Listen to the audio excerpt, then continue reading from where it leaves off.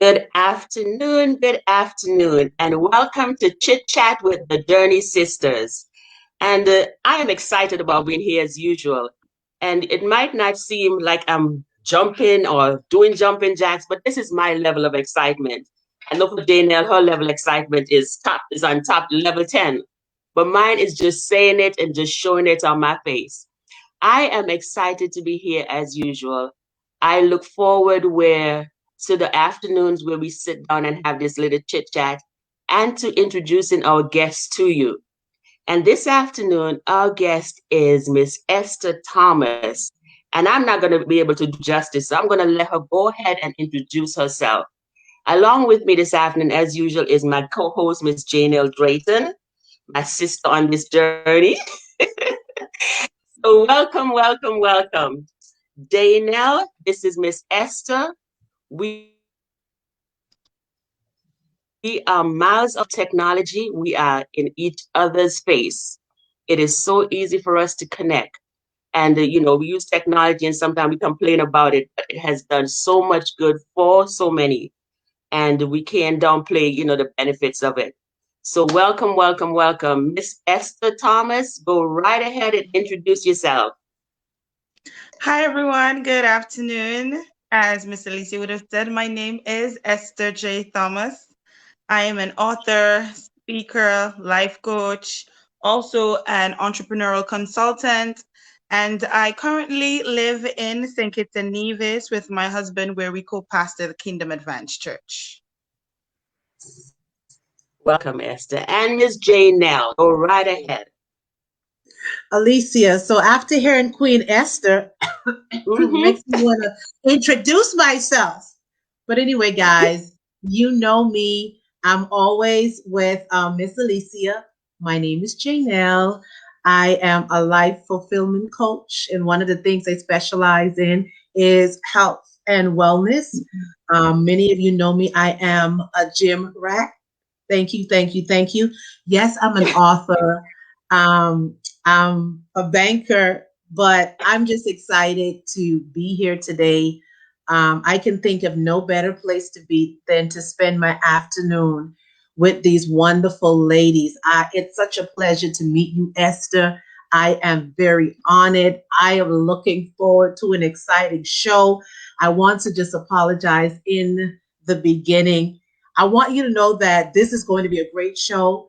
I may be a little energetic. I just got done working out, so I'm still a little hyper. So you guys just forgive me in advance. I promise I'm a really nice person and very professional and all, but I'm just going to be a little hyped today. Just forgive me. But I'm so excited to spend this platform with you, Alicia and Queen Esther. Thank you for having me. Thank you so much. Thank you, ladies, for being here. And I am Alicia Alexander, your host. I am a motivational speaker. I am a forgiveness coach. And you might wonder, what is a forgiveness coach? We'll get into that a little later. And I am your sister on this journey. And I welcome you and I welcome Esther from the island of St. Kitts. That is so awesome. Welcome. So we're going to get started because the topic we're going to talk about this afternoon can go in so many different directions. But we're going to try and narrow it down because of time. And we're going to talk about seeing myself on me. And, it's just going to be a chit chat. We're going to be as transparent as possible. We're going to talk about whatever comes to mind. And this is a no judgmental zone. Everybody's opinion matters. So therefore, if you feel like disagreeing, go right ahead, Miss Esther. If you don't like what I'm saying, Janelle, just put me on blast. But we're here to just talk. We're just sitting down talking in my living room. And, there's no judgment. So it's called seeing myself beyond me. And I'll start off by saying, my brother called these children today computer babies. But back in the days, whenever you ask a child, maybe about a 5-year-old, what do you want to be when you grow up? And she'll probably say a mommy, because that's what she saw, right?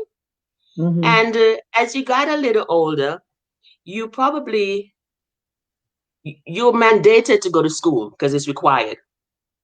After school, you probably you get a job.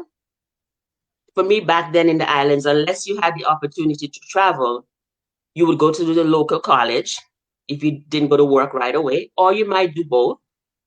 Following, it's expected that you either get married and then have children, and that's your life.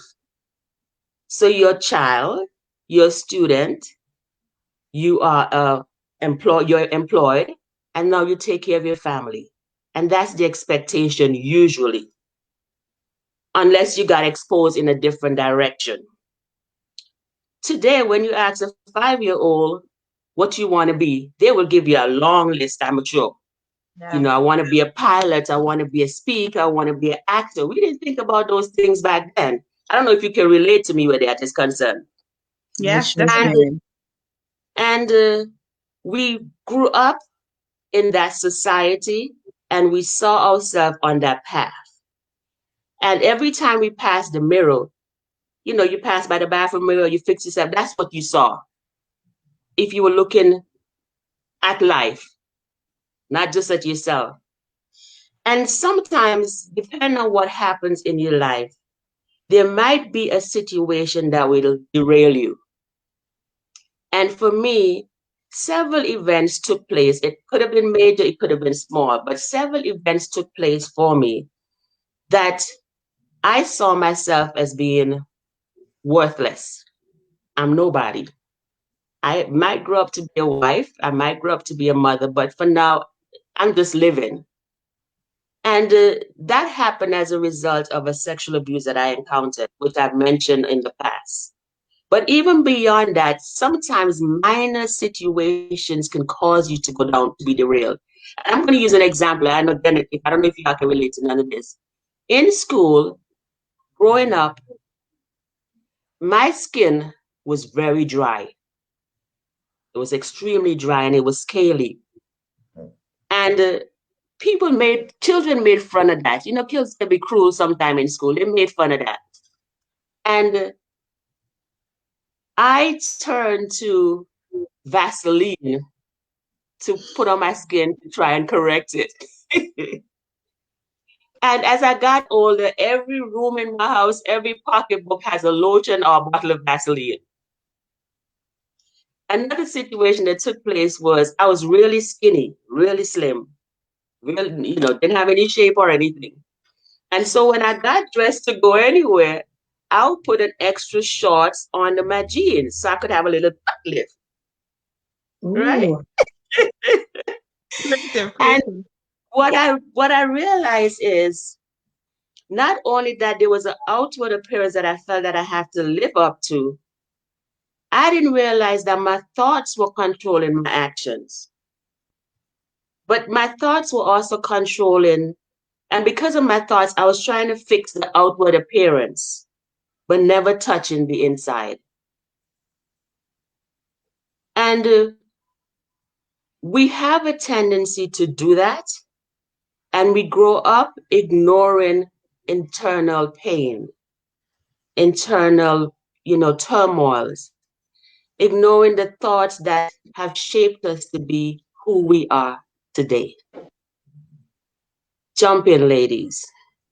If you can relate to anything I'm saying, if any of it make any sense, jump right in. It Yes, makes I a can lot of jump in. sense. Janelle, do you want to go first or do you want me to go first? I'll go first because I'll make sure that I'm quick and this will be a popcorn testimony. But All right. Alicia, I definitely could relate. When I was growing up, my skin wasn't scaly, so to speak, but I used to break out a lot, and so I had a lot of spots on my legs. And I remember one time, we had a volleyball team at school, and this is like middle school over here, and they had one team. One team was called the Apples, and another team was called the Raisins. What team do you think they put me on? The The raisins. Raisins. Okay, so I listen. Insecurity was a part of my entire story, and I want to say when you look at how the world is shaped today, with social media and everything drives towards outer beauty, it's no wonder that a lot of people feel so insecure when you begin to compare yourself to those what who look like their perfection. You compare yourself to the models on the TV and the ones in the magazine, and it makes you desire that. And when you look in the mirror and you look at who God made you to be, you're disgruntled. I've said it. I got these small, tiny little slanted eyes. You don't know which way I'm looking. You don't know if it's open or closed. And I'm like, God, I mean, look at her eyes. Why couldn't you just give me that? Then I moved from that on to this nose, and I'm like, I have no nose bridge. And I'm like, why couldn't I have been? I'm like, what is, and I used to play this game, and I'm serious. Before God had to put me in my place, before He had to show me who I am for real. I always, this is what I did, and I did this up to last year. As I would stand at the door and welcome the customers or greet them, I would look at them, and I would pick one thing from them that I like. I would say, oh, I wish I had her nose. I wish I had her shape. I wish I had her height. Oh, I wish I had her hair. I like her teeth. And subliminally, I was saying to myself, I do not like the way I look. I don't like what I see on the outside. And so that insecurity spilled over to a lot of different areas of my life. But once I was able to see, and one day God just stopped me and said, wait, stop it. Stop it. Why do you think what I've created in you is not enough? Why do you think that I have not given you what you need to complete your assignment here on earth? Stop it. Stop comparing yourself. Stop wanting to be like someone else. Stop wanting to look like someone else. You are unique. You are fearfully and wonderfully made. So I understand where you're coming from, Miss Alicia. And I share that same situation that I had when I was younger. So, but now I'm very confident. I will knock you over I will slap you in your face with this confidence. I will knock you over with this confidence. She's right too. Go right ahead, Miss Esther. I believe you would. Yeah, so my story isn't necessarily one that deals with my skin, but growing up as a pastor's kid, one of the things that you don't get to do is to think on your own. Everybody has a mind for you. Everybody knows who you should marry, what you should study, where you should go, what your life will look like in the next 10 years. And so I realized that at a very young age, although I was mature, loved the Lord and all of that, there was a lot of insecurity that I had to deal with, right? And it was primarily because you're an individual, and as an individual, you have passions and you have interests, and there are things that you're genuinely interested in and would like to do. But as simple as it is, I remember one time going off to study and having a conversation with an older woman, someone in their 60s. And she said to me, why are you studying this? You're a pastor's child, so eventually you're going to marry a pastor. And because of the nature of that role, you should be a nurse. You should be, going to become a doctor. You shouldn't be studying finances and all of that. But genuinely, I had an interest for finance. I had a love for money management. I had a love for business. I had a love for entrepreneurship. And I realized that I had to deflate that. I had to compromise that to become someone else. And it played with my mind. It played with how I thought. And one of the things I realized is that for the things that I knew that I wanted to do and was passionate about, I always felt inadequate, not because I was incompetent, but primarily because of the words that were being spoken into me, until eventually, I had to say, no, enough is enough. If God made me, it means that He didn't make me like Alicia or Jaylene. He made me for a particular purpose, to execute in the earth. And it didn't just happen overnight, right? But it came with intentionality and me constantly speaking, over myself and into myself, and having a very strong support system that would remind me, Esther, you cannot succumb to everybody's opinion and everybody's dictate.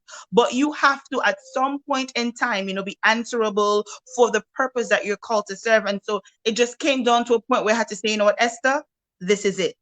And step by step, day by day, week by week, there were several days where I had first days of starting over. It's still a journey, but eventually I've come to that place where I could be able to say, you know what, this is my truth, and this is what I'm going to live in. And you see, and that is awesome that we can be so transparent, because a lot of us don't want to talk about this. A lot of That's us, true. walk around living this happy life. And on a scale of 1 to 5, if you ask maybe most people if they're happy, first, they don't know what happiness is, That's because it. what does happiness look like to them? And on a scale of 1 to 5, yes, I'm happy because I have a home and I have a family and I have some money in the pocket. But am I truly happy? Am I doing what really makes me comfortable? Am I getting up, going to a 9 to 5 and just happy about it? Am I impacting anybody's life? And truthfully, they might not be able to answer that when they start deep diving. And another thing is, some of us don't want to deep dive. We just That's prefer true. to just be on the surface and just keep moving because it's too traumatic for us to even go there. And That's not true. only that it's traumatic for us to go there, we don't have nobody to talk to because everybody is judging. Everybody have their own expectation of us. And we walk around doing what makes people happy and not what makes us happy. And I know several times I've walked, I pass and I look in the mirror and I said, all right, you look good. You ready to go. But do I feel good? No. Am I going somewhere I really want to go? And we don't want to touch that topic. We don't want to go there. And yes, all of us on this line now, it is still a work in progress. It is still a journey that we're on. But before we got to that point, we had to go through something. We had to go through Yes. days when there were no motivation. There was nothing stimulating us. And I know that there are times when I was operating on a drain battery. I was just done. I can't do this no more. I know that there's something inside me, but what is it? You know, how am I going to find it? How do I get it out? What is it that I need to tap into in order to really make me feel like, yes, I'm free. Yes, I'm doing what? And I have had conversations with several older women, and they've lived what they consider a successful life. But when I start asking, are you happy? Who are you? What am I? Where are we going? They can't answer that. It's just, Mm. I've done what I need to do and I'm just waiting for my time. And the life that we have, as far as I'm concerned, is a gift. It's a gift Yes. from God. And if you are not appreciative of that gift, what are you saying to God? I don't appreciate life. But, I'm getting a little carried away thinking about my journey. But what do you say, or have you ever been in that position where you just feel like, I'm done. What am I building? What legacy I'm about to leave? And how do you see that legacy when all you do is just get up and go to work and be that wife and be that mother? What efforts are you putting into it? Am I seeing myself beyond me? And when I Right. say me, I'm looking in the mirror and I'm seeing me. You know, I'm not seeing my potential. I'm not seeing, what I was created for. And because I'm doing that as well, I go back a little. When my situation took place, I started dressing a certain way because I didn't want nobody to look at me. Again, I'm covering up my outward appearance. And I started observing other women, other individuals. And if they dressed a certain way, I assume that they had been through something as well. So not only was I putting my pain and my thoughts and my feelings about me on me, I was also judging others. And a lot of times we don't see beyond ourselves because, again, we live based on what society says. And we tend to judge others, so they don't want to speak either. They don't want to. We're not here to support them. And I know, Janelle, you probably have fallen quite a few times and just I've wanting to lay fallen. right. I have fallen to the point, Alicia, where I did not want to get up. Not that I couldn't get up. I did not want to get up. And I love chit chat with the Journey Sisters because on this platform, we are being very transparent. People are tired of the lies and the mask and the cover up and the ray rah rah. Let's get to the point. Let's get to what really got you to that place and how you were able to overcome it, because we are overcomers by our testimony, the blood of the Lamb and our testimony. So people need to know the test that we've experienced to get us to the money. You know what I'm saying? And when I hear Queen Esther talk about the situations that she's been through as a preacher's kid, I've been a pastor's kid, I've been the bishop kid my whole entire life.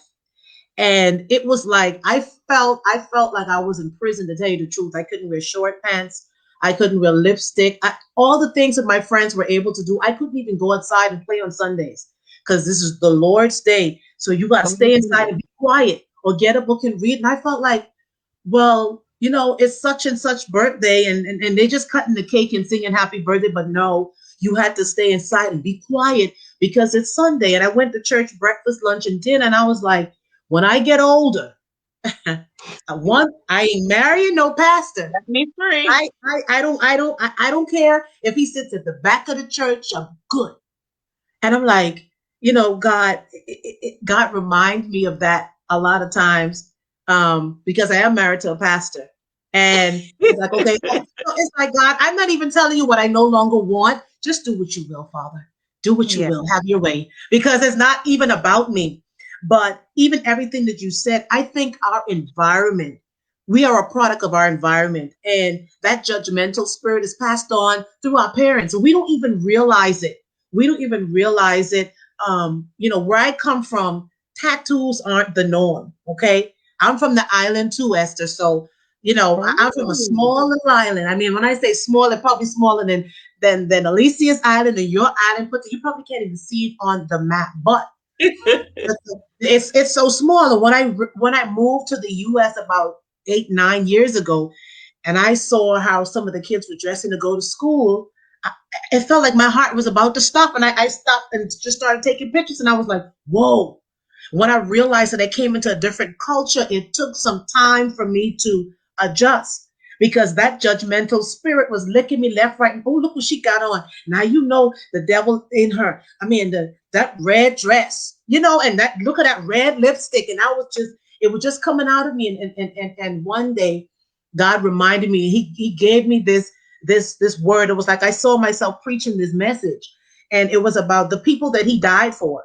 And how are you qualified to neglect the people that I've died for? Like, why do you think that I died for you just because you're a pastor's kid?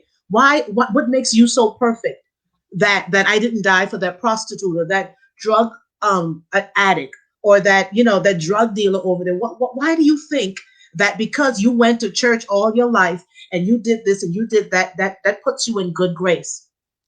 Honey, I was a pastor's kid. I never told you I was good.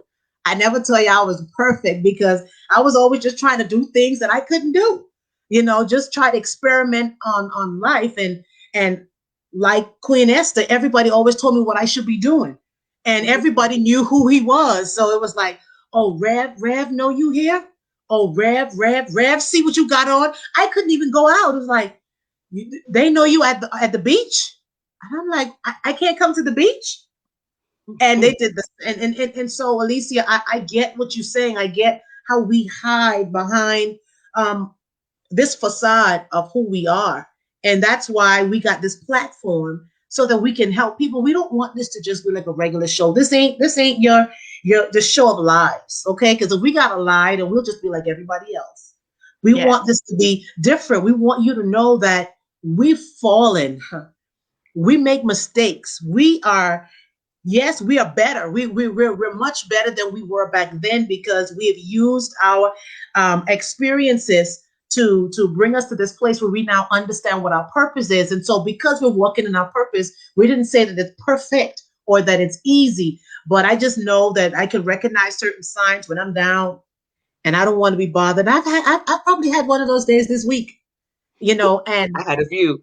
okay, so it's like, no, we get it. We're coaches, we get it, but it's just that I think people judge us the hardest because why are you having a bad day as a coach, Esther? Why are you having a bad day? Why are you struggling with forgiveness, Alicia? Because you're not You human. are You're not human. We're not human.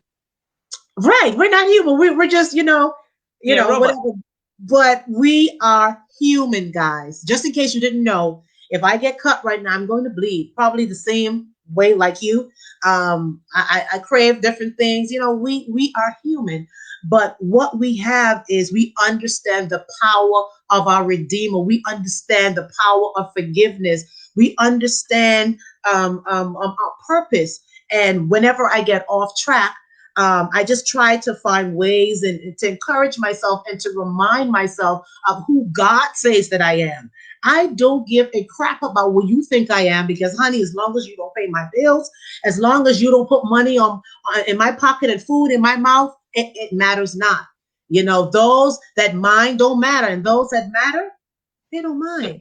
Right. That's right. So I'm just saying this to say this platform. I mean, this is a phenomenal job that you're doing, Alicia, and I love the fact that I can always call you and just dump all of my stress on you sometimes because you just pointed out something. And Queen Esther, we're gonna include you in this because I know Miss Alicia. It's amazing how you get around like-minded people and they encourage you. I can get around Esther and be feeling down, and that coach in her would come out and she would just be encouraging me. And I'm pretty sure that's what you do with the people around you. When you down, you gotta have someone that has your back, someone that Yeah. you can depend on. And unfortunately, I put a lot of the stress on Miss Alicia, but you know, having somebody that can listen is one of the best things that you can have around you. So that support system is important when you are finding your way, when you are discovering or rediscovering who you are and your purpose. Well Yes, said. definitely. If I could just jump in here, though, Oh, go right ahead, even on my the dear. note about discovering your purpose, I remember, was it 2011, I think. I was leaving Antigua to go to the United States to study. And at that point in time, spiritually, I was burnt out. But I was still leading, engaged in different departments, putting on the best face, doing everything as usual, but burnt out. And although a part of me wanted to stay, 90% of me wanted to go because I'm like, mm-mm, I can't live here. I can't breathe here. I'll suffocate here. And I remember my husband, no, we were boyfriend, girlfriend at the time. I said to him, let's part ways. And I found excuses for us to just part ways, and I left. And I remember being there, and in the first month, being away as a Christian, as a believer, someone who preached, someone who evangelized, someone who was the head of the youth ministry, engaged in this, the pastor's daughter, and being so broken, being so hurt because of everything that happened because I was quote unquote pastor's kids. And I think too, for some of us that are pastor's kids, people don't play that reality so much as if, oh, just don't bother with them, just don't listen to them. But they don't understand that what they do is like sow seeds inside of you. And if you're not intentional of going in and plucking up those roots, they will stay there and germinate and grow. And sometimes you end up in places and phases wondering, what's going on with my life? Why is this happening to me? Why is my mind this way? And not understand that, look, those seeds were planted years ago. And so I remember being in the US and eventually being in college, fell in love with this guy. And I called my parents, and tell them, look, I found someone. I think this is a legitimate relationship. I think we're going places, etc., etc. And I remember that later on in the relationship, I found out that this guy was one married. This guy also had a girlfriend in Canada. This guy was also proposing to another lady, got engaged, and a myriad of events. And I remember becoming so broken again. And so it wasn't just church hurt this time, but it was no relationship.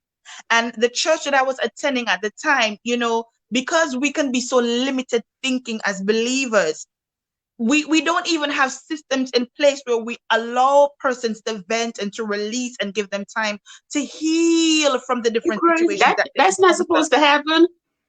That's true. And I remember being in a position and saying, church shouldn't be this way, and this shouldn't be this, and this shouldn't be that. And I remember, you know, just saying, you know, God heal me, God this and God that. But the truth is, what I did was to just brush everything under the carpet.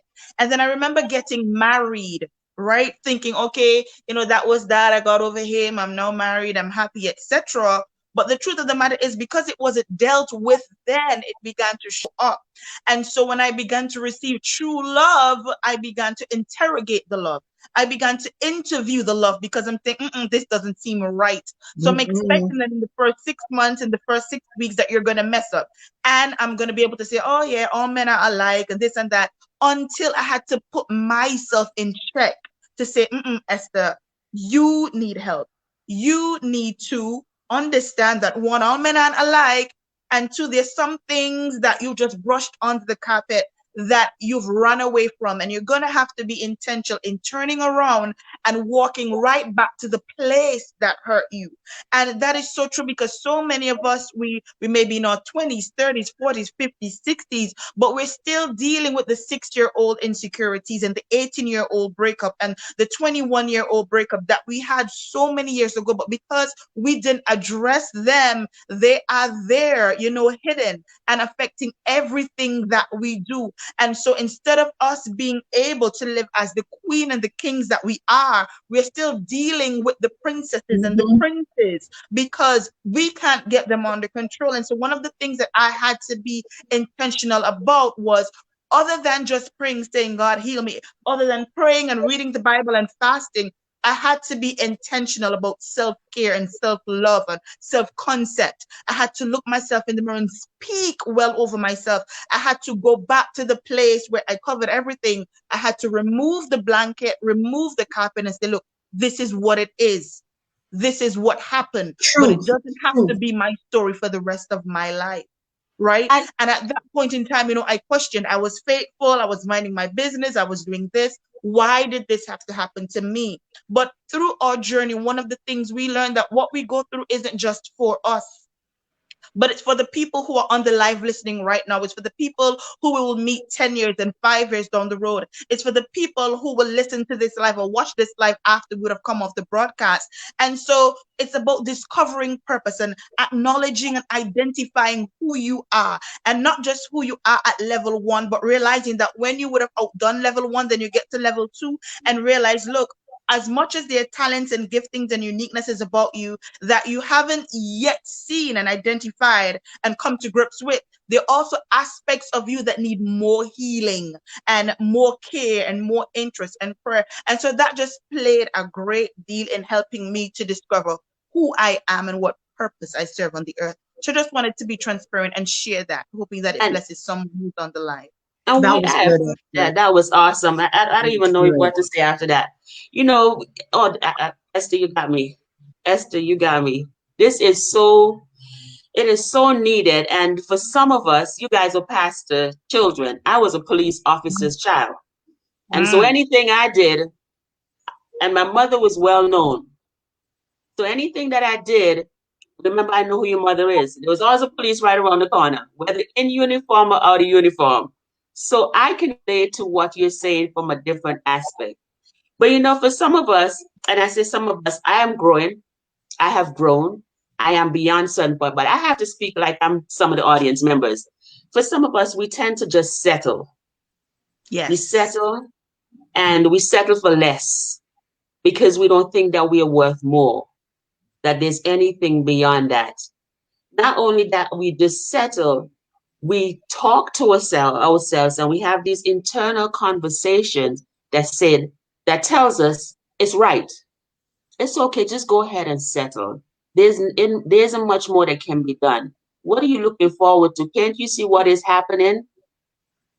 And unless we have these internal conversations and we believe it, right? And our internal conversations are usually negative. No, you can't do this. No, you're not capable of. No, you don't. You know, nobody will support you.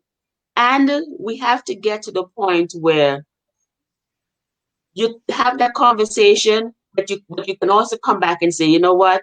I don't believe what you're saying. I can do more than this. And I know Mhm. for me, there are a lot of times when I just fell flat. And praise God, my fall flattened. Even though- praise God, me falling flat, I fell on my back where I could look up Yes. rather than look down and say, you know, I'm staying down. I looked up. And I remember thinking, what is it that I can do to break? I am, you know, I'm living, I have a family. I don't have the marriage that I want, that I would have liked to have. Do I stay or do I go? If I stay, are things going to change? If I go, what's going to be different? Can I do it on my own? And it became a battle. And my decision was being based on other people's opinion. What would, you know, my friends say? What would my family say? But at the same time, I'm the one that's living it. And Exactly. I had to wrestle with myself until Good. one That's good. day my son said to me, why are you not happy? Why are you always looking so unhappy? And meanwhile, I think I'm putting on a smile. Hmm. This child saw beyond the surface and he knew that something wasn't right. And I had to ask myself, was I going to continue living a lie? Hmm. It wasn't an abusive relationship or anything. But at the same time, what I needed to make me happy, I could not find. I was searching for it in the wrong place. And I was covering up, you know, doing my daily doing, but I did not realize, you know, sometimes, you know, we wonder why our children are here, but they're there for a purpose. Hmm. This child saw something I did not want to see, or I did not see. Maybe I was just afraid of, facing it. I was afraid of failure. But he said to me, why are you always so unhappy? Meanwhile, I'm hugging him and kissing him, but he could tell. And Yeah. I had to do some deep diving. I had to pull out a journal and started writing my pros, my cons. Why am I happy? Why am I not unhappy? When am I happy? What's going to make me happy? What's going to change my outlook on life? And I found out that in discovering myself, it took a lot of time. It took a lot of prayers. It took a lot of crying. It took a lot of resentment. I had a lot of arguments with God. I'm like, why? Why now? Why me? You know, how are things gonna change for me?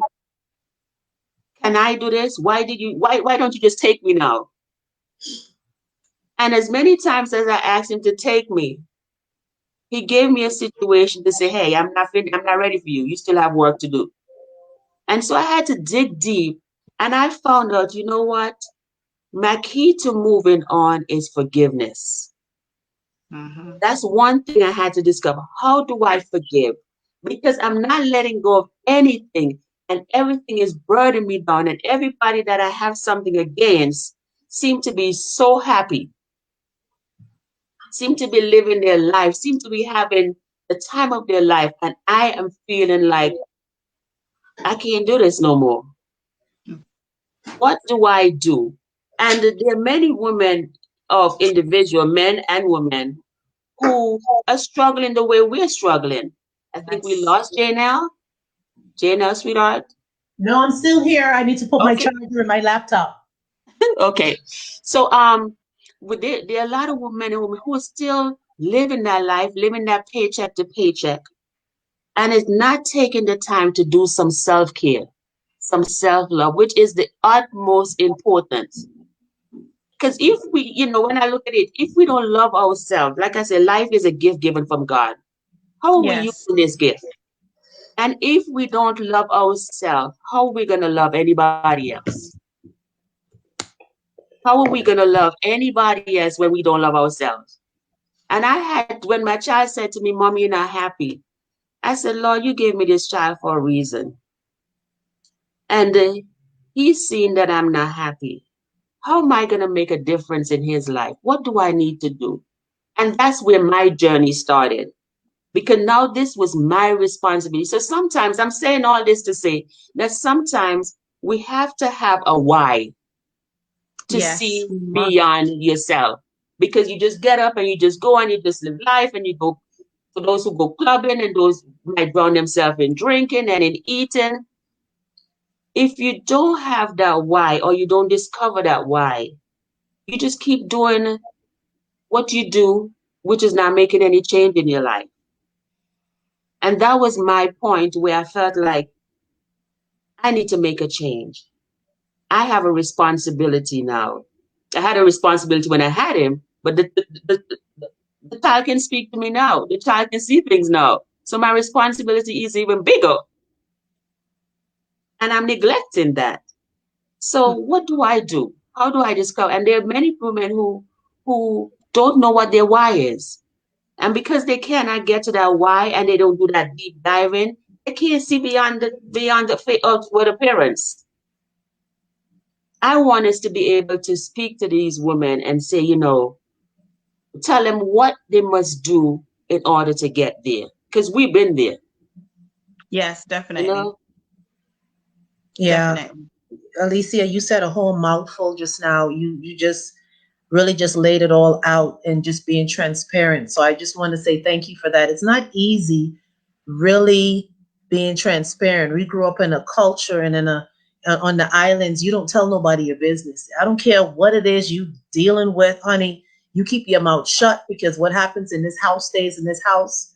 And that's just the way we grew up. So we're not accustomed to being open and just really expressing how we really feel, and we can't get to the place of truth like that. The mind is one place that the enemy uses to fight us in. Yes. He uses this mind, this battlefield, so that we can self-destruct. And like Esther said earlier, you've got to speak life over yourself. You've got to speak life into your situation. You've got to use your mouth. The Bible says that there is life and death in the power of the tongue. So you've got to use your mouth. You've got to use that tongue to speak life over your situation, just so that you can get your mind right. Because if he can get here, because see what the enemy is after, he's after your destiny. He ain't after your car. He ain't after your money, baby. He is after that destined place that God has ordained for you before the foundation of this world. He But wasn't after. Janelle, hold up right there. I have these internal conversations. And these internal conversations tell me I'm not going anywhere. I can't do this. Because How do I fight these conversations? so you got to speak over yourself. I know I've been there, Alicia. I've been there. I've done that. I got a t-shirt.com. And this is where the self-love comes in, that you and Esther talked about. See, you opened up the show talking about the facade of what is expected of us as women, what is expected of us as a wife, a pastor's wife, or whatever capacity you operate in. There are certain expectations. Growing up, your expectation was you graduate from high school, you go to college, you if you don't go to college, right after that, they want to know, okay, you got to get married. You have a boy, they want to know, hey, well, when you gonna have a girl? You have a girl, they want to know when you. It's like, shut up, please. Can I just have a life? Can I just have my own life? Can I Exactly. not be like your life? And because of that culture that we grew up in, it kind of caused us, even now that we're adults.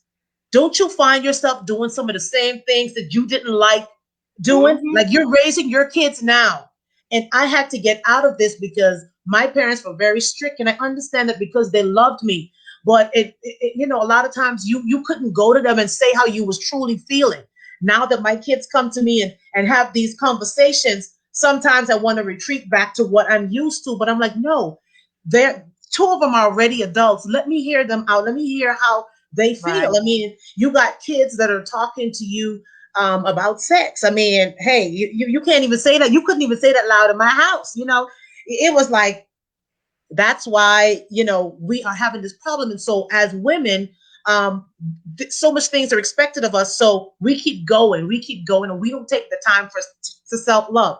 You should, as women, we all need to do things by ourselves.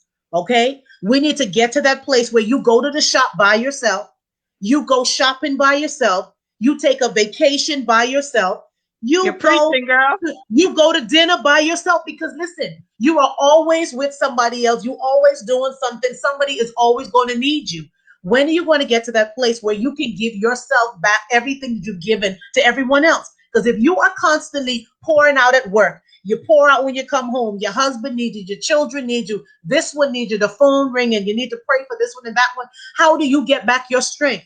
Because you already know people view you as a superhuman. You're not really human. You don't have problems. You don't break down. You don't need prayers. You are superhuman. But you got to get to that place. And this is the chapter that I started writing in my book on Thursday. This chapter is about being comfortable with doing things by yourself. Because guess what? You need that time as a woman to unwind and to figure out really what's really going on with me. What am I really dealing with? Where did this insecurity come from? And if you won't spend the time, stop washing the dishes, stop folding up the clothes. Yes, I said it. Let the dirt stay on the floor. Focus on you, because guess what? When you drop dead, you don't know who's gonna be sweeping your floor, honey. Gonna be another woman or gonna be another man. Don't worry about the floor. Stop worrying about the work that's not getting done. Focus on you, because you know when the enemy fights you, when you are at your weakest point, where you feel like you're exhausted, you're tired, and you're mentally drained. That's when he comes and attacks your mind, because he knows that you don't have the strength to fight. And of course, we're superhuman, guys. So we don't need help with anything else, but we need that moment where we can just step away and really seek God and say, God, I don't know what I'm doing. And see, one like me, I've learned to be upfront with God. I figured he knew everything anyway. He know all the dimples, all the spots and wrinkles that I got on my skin. He know all the spots of, he know the strands of hair that I'm missing on this bald spot on this side. Even though I got this nice wig on, he know what's not there. So why do I need to lie to him? That's one person I need to be upfront. And I say, God, sometimes I say to him, I don't even understand why you love me. I'm a hot mess. I mean, you must have a lot of patience, Father, because he created me. So I don't have to lie to him. But we lie to each other. And because we don't take this time to self-love and to pour back into us what has been drained, we're no good to no one around us. And we keep going until we get to that place, Miss Alicia, where we fall flat on the ground. And I can't do this no more. I can't do this. Too many people pulling for me and expecting of me. I can't do this. I can't live up to what everyone wants me to be. And that's why you must know what your purpose is, what your assignment is, and what God has called you to. Honey, if it ain't got nothing to do with my purpose, boo, we're going to talk next year, same time, same place, if then. I ain't got time to if I ain't got time to hear the same story that you was talking about last year. 10 years ago, this the same thing happening, sweetie. Text me. You're going to get a message later, but right now I am busy about my father's business. Yeah. Distractions come in all kind of different, and you're a pastor's wife, so you know her, honey. I just want to be as nice as possible, because Alicia, I do want you to have me back on your show. So I'm just going to stop here, and I didn't want people to say, oh, you had this outrageously wild girl on your show. I want to be nice. You see, Queen Esther is so poised, and she's very articulate. Guys, I can be that way too, but when I'm passionate about something, everybody knows me. I'm passionate. Look here, I like to tell you how it is. But anyway. But and generally, like that was a whole lot, and she is full of passion. But Queen Esther, Queen Esther. Listen, a lot of us run from our situation. We get involved in a lot of things, and I don't want to spend time with me because I don't know me. Is there somebody beyond me? You understand? I don't want to dig it deep. So definitely. I find to get involved in all kind of things, and I try to find myself getting involved and being on the phone and watching shows that I don't even know what I'm watching, because I don't want to deal with me. Exactly. And I think we have to get to the point where, how do I see myself spending time with me, having that self-love, having that care, telling myself that I'm worthy, telling myself that there's more, telling myself not to settle. Can I just jump in here? Oh, go right ahead. I think a lot of that has to do with our intentionality in becoming vulnerable. Because many times, if we'd be honest, when we're by ourselves, the questions come. And it's not that we don't have the answer to the questions, it's sometimes that we don't want to confront the question. We don't want to engage and have That's discussion it. with the Mhm. voice, in our head, with the past. We don't want to. And so one of the things we have to always remember is, if we want healing in a particular area of our lives, then we can't be pretending to be someone else, right? Because that person, that facade that we put on, it's not real. And so there's no healing that can be administered to it. But when we become vulnerable, when we become intentional, then we can start the journey of either getting healing in one area of our life or getting clarity in another area of our life. And another issue that I realize that we have as women is balance. We do not know how to balance. We will thrive in one particular area of life. We will get 100% in one particular area of life, but there are 5, 7, 8, 10 different areas where we're scoring zero. And we're wondering, well, how am I securing 100% here, but I'm zero over there? And sometimes it's because of the one head that we have, but the several hats that we wear. And very often, as we pour out and we give to people, we are never replenished equivalent to what we would have lost. And so what we realize is that we keep running on E. We're hemorrhaging and we're thinking that we're saving the world and we're saving this and we're saving that. But if we are the foundation of everything that's around us and our foundation isn't secure, we aren't intact. Our mental health isn't intact. Our financial health isn't intact. Everything that we're trying to build, irrespective of the purpose that it serves, irrespective of the vision and the mission that we have for it, it's not going to last because the foundation isn't secure. And sometimes you're going to just have to pull back the reins. Sometimes you're going to have to go into isolation. You're going to have to dismiss the call. Sometimes you have to be intentional about giving them the anointed no. Yes, you would like to, but I just can't at this time because I have to prioritize my time. One of the things I've been telling persons in this season is simply this: I don't mind giving assistance in this area. However, if I'm providing you with assistance in this area, but it's not in alignment with the purpose for my life, I'm answerable to God for that, because I'm not executing purpose in the earth. I'm just helping you do something. But then this means that I have additional work to do. And sometimes because we want to be seen as superwoman, we want to be seen as caring, we're trying to, make everybody view us as this particular individual, we compromise who we are. We compromise our why, we compromise our vision, we compromise our purpose, we compromise our mission. And sometimes we find ourselves in positions where, we're crying and we're saying, I don't know what else to do. We know what to do, but it's just that we don't want to do it, if we could be honest with ourselves. And sometimes I'll sit on my bed and the tears will run down my face and the voices will tell me, well, you can't and you can't and you can't. And I will look in the mirror, tears, nothing. I mean, just last night I was sitting on my bed and the tears were just flowing, and that's right after I came off a call encouraging someone, don't give up, don't do this, don't do that. This is what you do. And I'm like, God, but I call them to encourage them. I deposit into them. I pour into them. Who pours into me? And the truth is, that is a hard reality for many women. They are a voice of reason for many. They're an inspiration to many. They're an encouragement to many. But not many people stop to figure out, well, who encourages the encourager? Who counsels the counselor? Exactly. Who pours back into them? And so we hemorrhage. And so it's very important that we gain clarity, that sometimes we take a day to rest. We take a day to be intentional about our mental health. And that's why in 2019, I remember having a conversation with another pastor, and I was saying, it's time for us to get away from having this perception where certain conversations are taboo.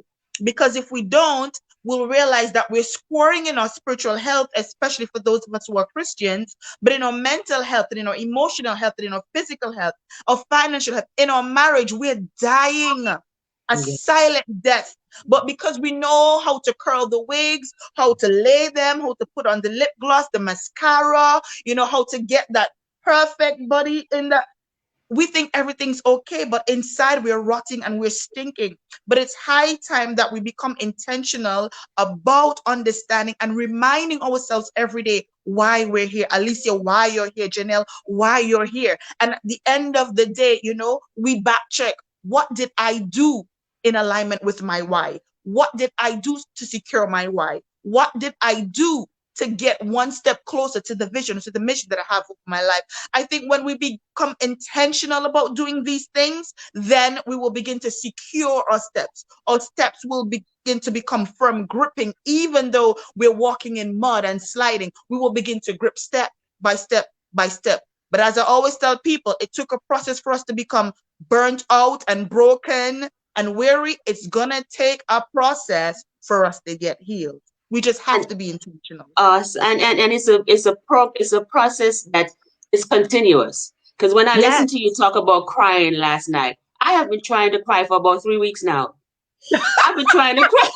I can give you some tears, Alicia. I can try to cry. And every time I try to cry, I can feel it. I can feel it's right there, but it won't break. And I'm saying, am I being too hard on myself? Am I not letting go and just let it be?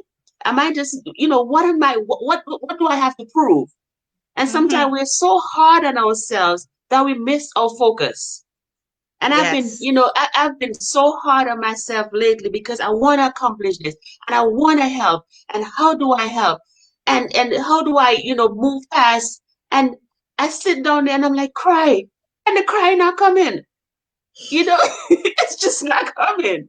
And I'm listening to you and I know I'm going to break down. And I feel like my cries, even if I want it to be silent and by myself, I feel like it's going to happen in a place where I'm talking to a sister who can definitely relate. Because I feel like if I cry by myself, who's going to hear me? Although I know God is present. Sometimes we want that earthly touch, that earthly, assurance. I know God hears everything, and he's there. He's loving us unconditionally. But I want to cry. And I know it's going to come at a time, maybe when I call somebody to help them out, to implant a word on them.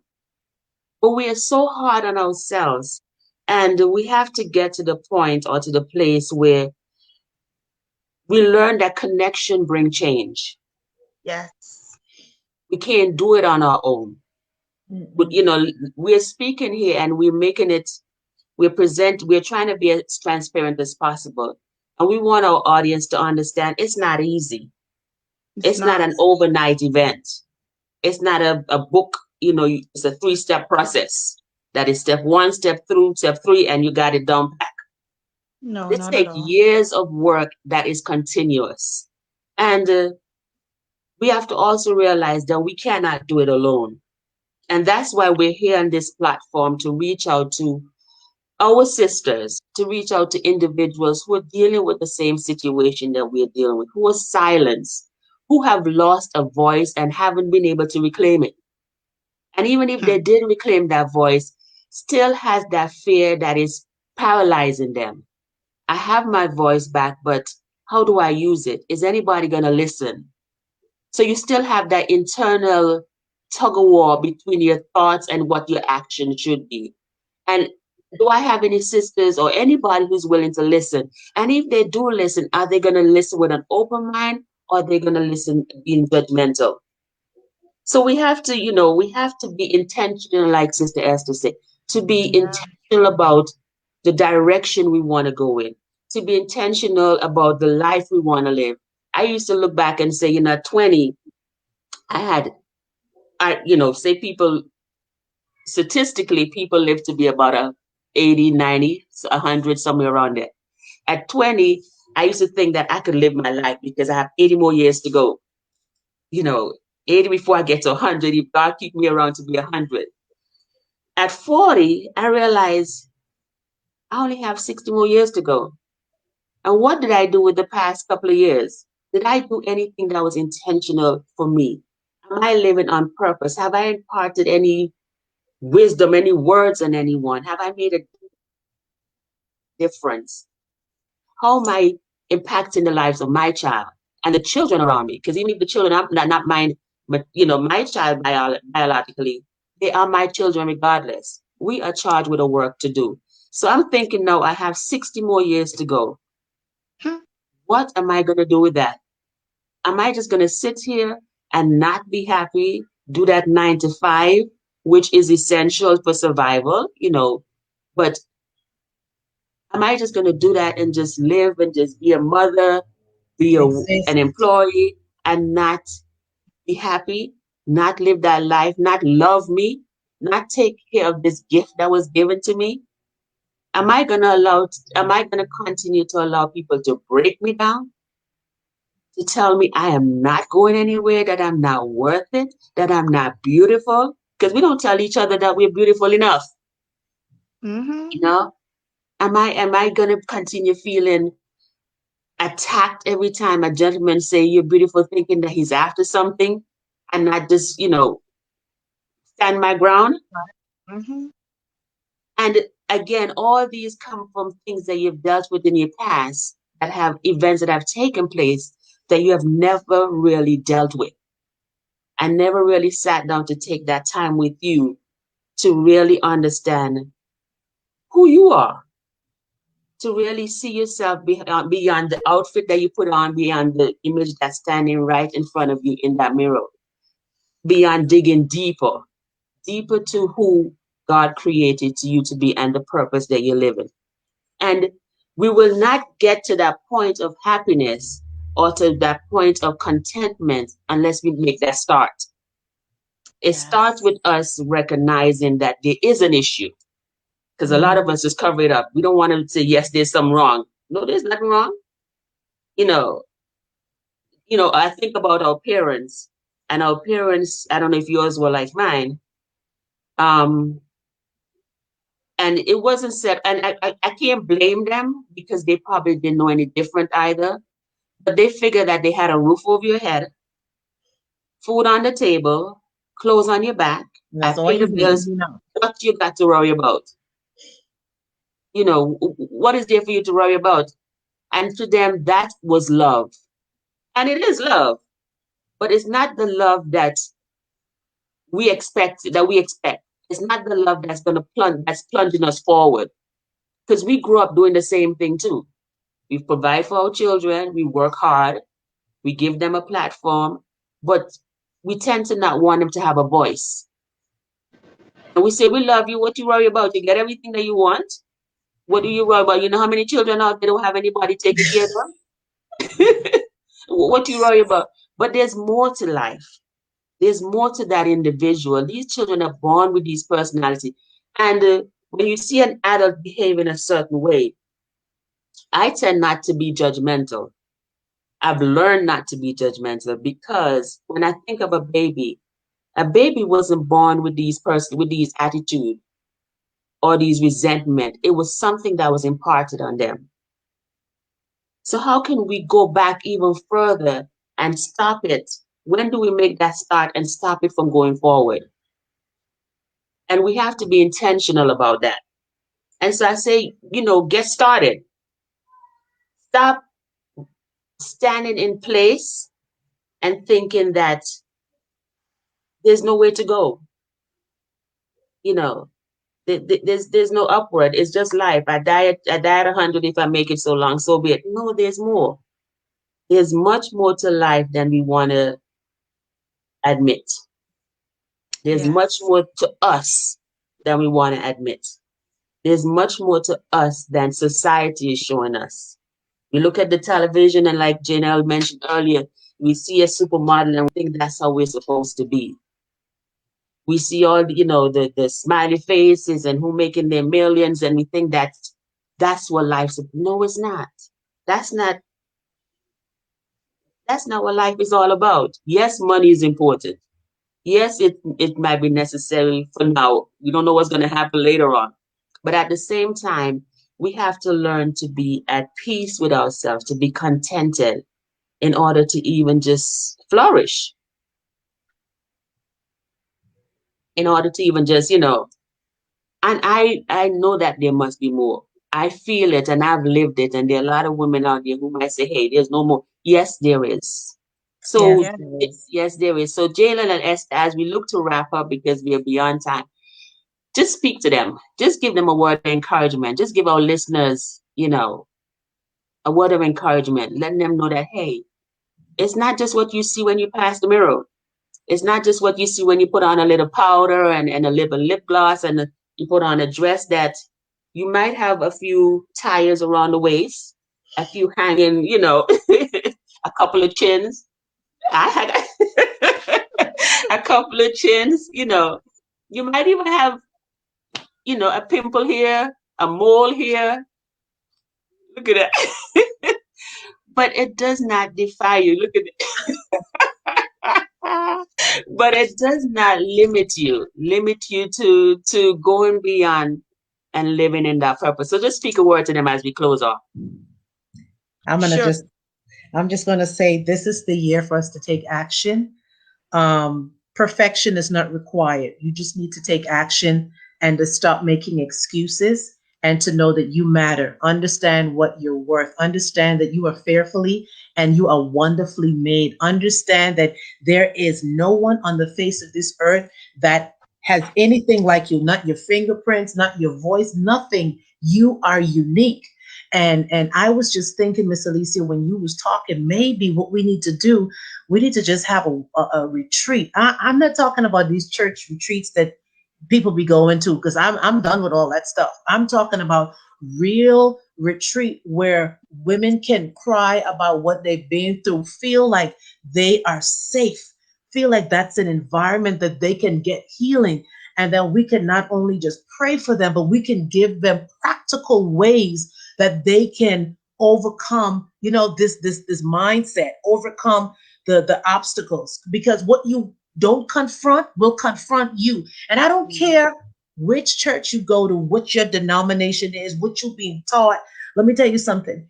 If you don't take care of that situation that's being eating at you, you can get married, you can win $1 million. It doesn't matter what it is.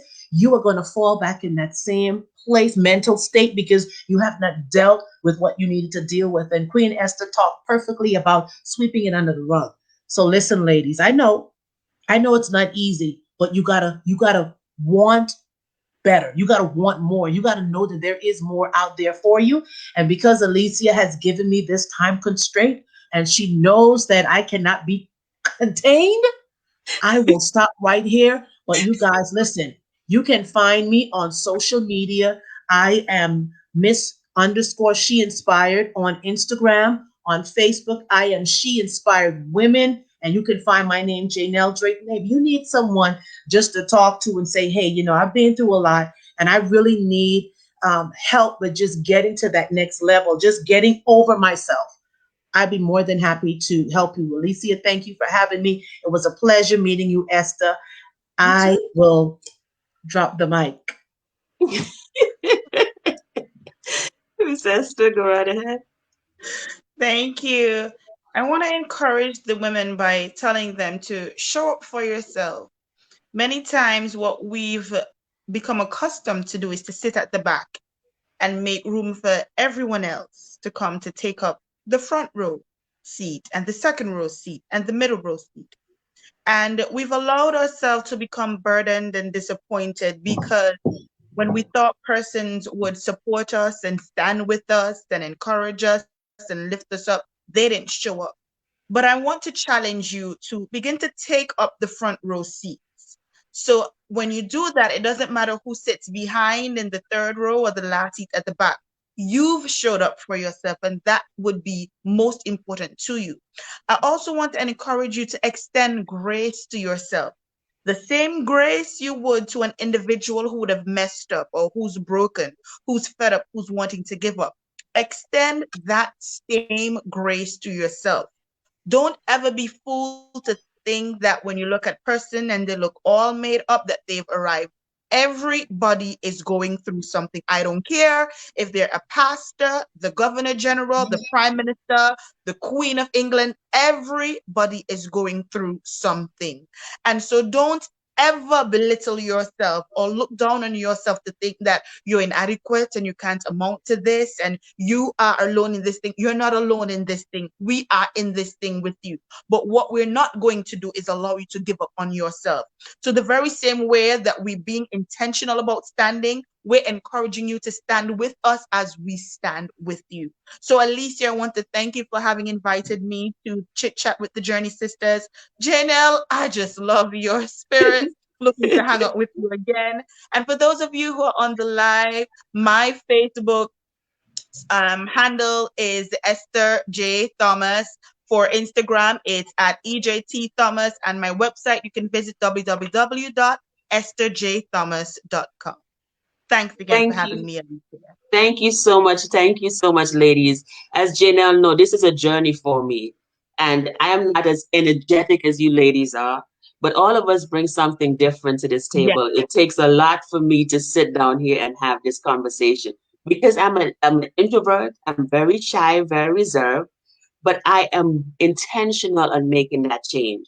I'm intentional on reaching a wider audience of individuals who are dealing with situations that they don't talk about. And so, from my perspective, I say, make that start. Practice yes, that self-love and make that start. that's it. You have to develop you. And in order to get to the finish line, you have to make that start. I can't get to the end if I didn't move off from the beginning. And I know that there is more. There must be more. I wasn't Yeah, just created because God didn't have nothing to do that day. You weren't created because He had an extra plate, a that's little true. extra dirt. You were created for a reason. And our audience were not just created because, hey, He just needed some numbers to fill up a certain area. Right. All of us were created for a reason. And so we have to give ourselves permission to grow. We tend to Mm-hmm. stifle ourselves. We're afraid of that fear. We're afraid of the fear of failure. But if it requires you to dig deep and to journalize and to, capture what it is that's going to make a difference. And for me, it was forgiveness. So I dubbed myself your forgiveness coach. I can show you how, listen, there's a friend of mine that I want to get upset with. And I still want to get upset with that person. But because of how I love to forgive and I know how important it is because I want to follow the master's example, I can't get mad with them. I have to keep forgiving that person over and over, you know. And so forgiveness is what got me to the point that I am right now where I can actually sit here and have a conversation.